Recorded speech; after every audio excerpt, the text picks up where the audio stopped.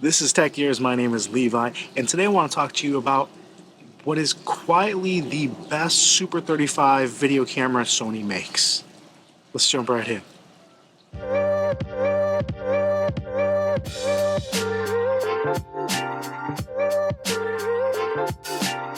Alright, so we're in the middle of 2023, and right now the best APS-C or Super 35 camera you can get is probably going to be considered the Sony 6600 or 6400. They even have the 6100.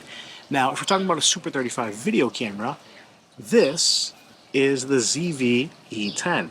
This is something that a lot of folks would consider to be the best video camera. This is a 16mm Sigma. This combo, in general, is amazing.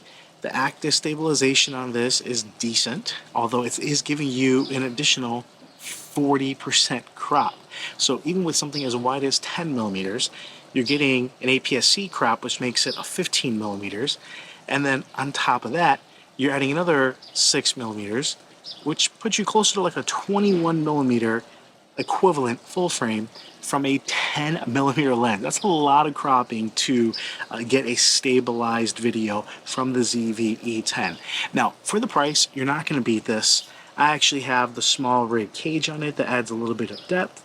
And overall, the size and weight actually put it more in line with something like an A7C or the star of the show, your ZV-E1.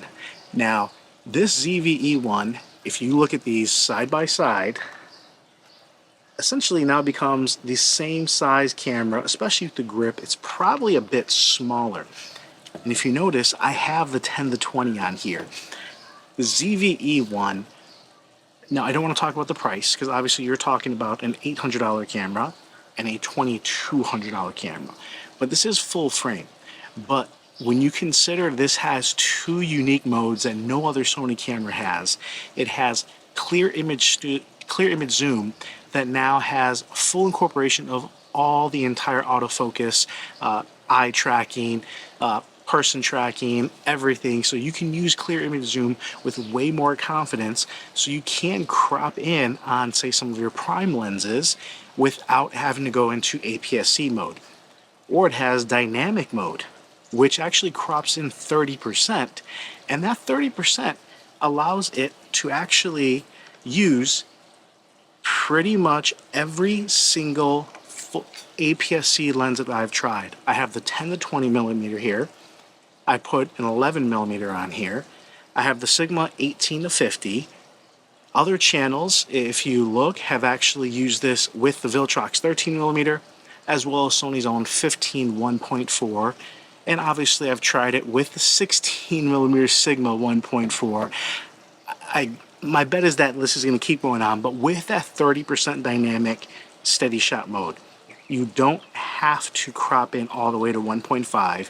You're getting the ability to have something super small and light that is giving you what you want from an APS-C body, the size and weight, the cheaper lenses, but all the goodness of a full frame Sony body with that low light capability, with that additional background bokeh, and using that 11mm 1.8 looks incredible on full frame, and the fact that you can use it is outstanding.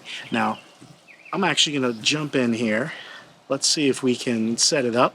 All right, so I'm actually recording pretty much at arm's length on the 10 millimeter.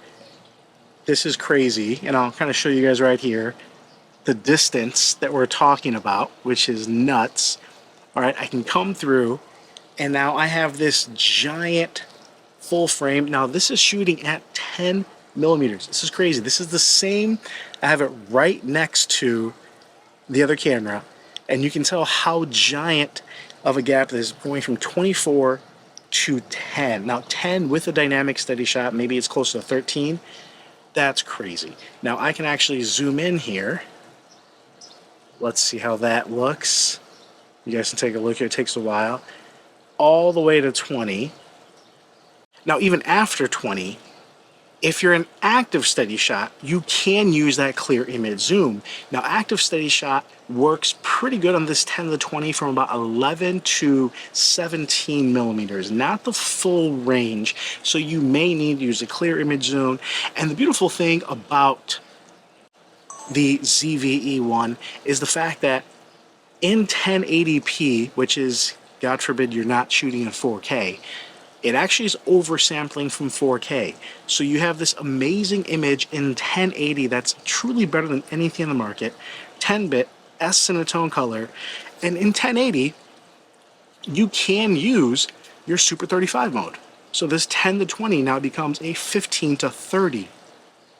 Now, this lens is about, I believe it's $750 compared to the 16 to 35 f4 full frame, I guess closest equivalent, and that is, I think it was $1,200 or $1,300. So not only are you saving money, you're saving size, weight. This tiny little camera that is still full frame is just vastly more capable than what we're getting here on an actual Super 35.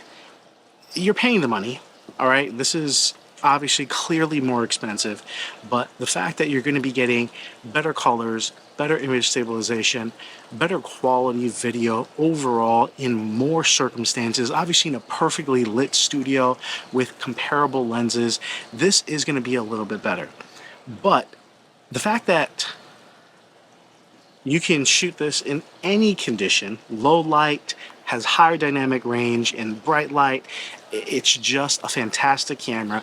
And if you're wanting the best Super 35 video camera you can get, this might be it. But if you're looking for an APS-C Sony camera for video, the ZV-E1 that's been pretty much compatible with any lens I've thrown at it from Super 35 and APS-C mode, being able to keep the weight small and shoot video with any of these lenses is fantastic. Now, I do want to give you one caveat. If you are wanting to use these for photography, that crop is still there. So that kind of sucks.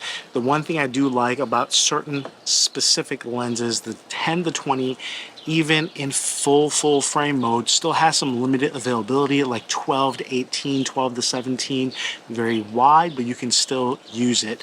The 16 millimeter does have some vignette, but it actually has a nice character to it, and it's really easy to crop out.